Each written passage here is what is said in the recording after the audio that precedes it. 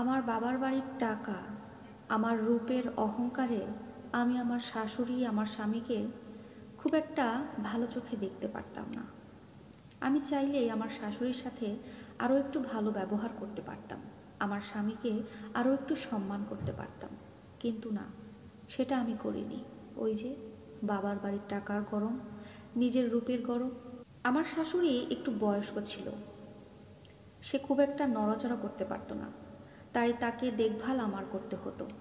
সমস্ত কিছু, তাকে খাওয়ানো দাওয়ানো, গোসল করানো, তাকে পরিষ্কার করানো, তার জামা কাপড় কাচা, সব কিছু আমাকে করতে হতো।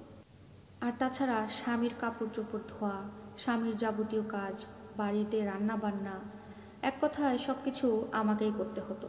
কিন্তু আমি তো করবো না। আমি আমার বাবা মায়ের একমাত্র মেয়ে ছিলাম, আর বড় দুইটা ভাই ছিল। দুই ভাই আমাকে অনেক যত্নে মানুষ করেছে, বাবা মা খুব আদর করে মানুষ করেছে। এক কথায় আহ্লাদে আটখানা থাকতাম আমি সবসময়। সেই মেয়ে হয়ে আমি আমার শ্বশুরবাড়িতে এসে কাজ করে খাবো, এটা আমার মাথায় একদম গেঁথে গিয়েছিল। তাই আমার শ্বশুরবাড়িতে এসে আমি আমার শাশুড়ির কোনো যত্ন করিনি। আমার শাশুড়িকে আমি কখনো খাইয়ে দিইনি, কখনো তাকে ঠিকঠাকভাবে পরিষ্কার করাইনি। এক কথায় আমার শাশুড়ির কোনো কাজ আমি করতাম না, এমনকি আমার স্বামীর কাপড় চোপড়ও আমি ধুইতাম না। আমাকে অনেক কাজে দিলেও আমি সেগুলোকে ফেলে অন্য কাজে চলে যেতাম। সবসময় নিজেকে নিয়ে ব্যস্ত থাকতাম, নিজের ফ্রেন্ড সার্কেলের সাথে কথা বলতাম, আড্ডা দিতাম এবং নিজেকে সবসময় সাজিয়ে গুছিয়ে রাখতাম। কিন্তু আমার যে সংসার, নিজের সংসারে যে নিজে কিছু কাজ করব না, সেখানে আমার নিজেকে ছোট মনে হয়। আমার শাশুড়ি আর আমার স্বামীকে আমি সরাসরি বলতাম, আমি আপনাদের কোনো কাজ করতে পারবো না। আপনি কি আমাকে কি আপনাদের বাড়ির চাকরানি করে নিয়ে এসেছেন? বাড়ির বউকে দিয়ে কেউ কখনো এত কাজ করায়? আরও অনেক বাজে ব্যবহার করতাম আমার স্বামী আর আমার শাশুড়ির সাথে। নিজের অপরাধ, নিজের পাপ কাজের কথা আর কত বলা যায়, কত বলবো। নিজের হাতে আমি আমার সংসারটা নষ্ট করেছি।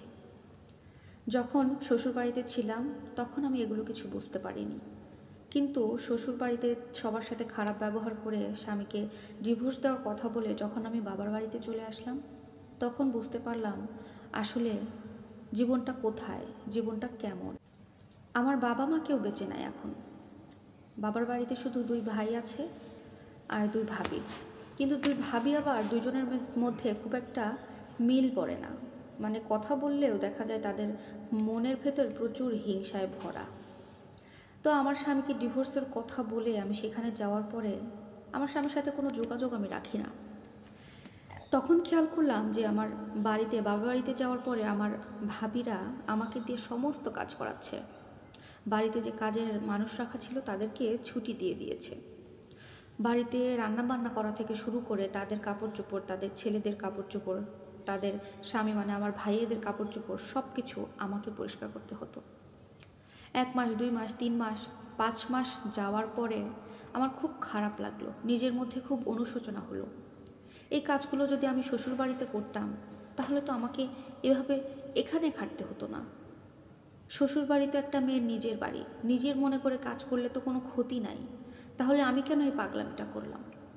সেই কাজ তো আমাকে এখানেও করতে হচ্ছে। শুধু শুধু স্বামীর ভালোবাসা, শাশুড়ির ভালোবাসা, এগুলো থেকে আমি বঞ্চিত হচ্ছি। নিজের মধ্যে যখন অনুশোচনা কাজ করলো, বুঝতে পারলাম, তখন আমি আমার স্বামীকে কল করলাম। আমার স্বামীটা বড্ড ভালো মানুষ, শাশুড়ি আরও অনেক ভালো মানুষ ছিলেন।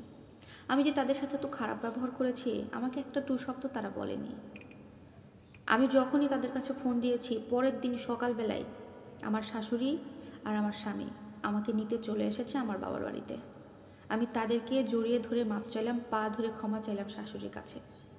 আমার শাশুড়ি বললেন, তোকে ছাড়া এতদিন আমরা ভালো নেই মা, ফিরে চল। আমার সমস্ত ভুল তারা মাফ করে দিলেন। আল্লাহর রহমতে আমি এখন সংসারে সুখী, অনেক সুখী, সুখে জীবনযাপন করছি স্বামীর সাথে দাম্পত্য জীবনে। আমার মতো ভুল কোনো মেয়ে করবা না প্লিজ। এই স্টোরিটি একটি আপুর জীবন কাহিনী, আশা করব ভালো লাগবে। আসলে মানুষ ভুল করে, কিন্তু কিছু কিছু ভুল কিন্তু জীবনকে শেষ করে দেয়। ভিডিওটি ভালো লাগলে লাইক, কমেন্ট, শেয়ার করবেন। আল্লাহ হাফেজ।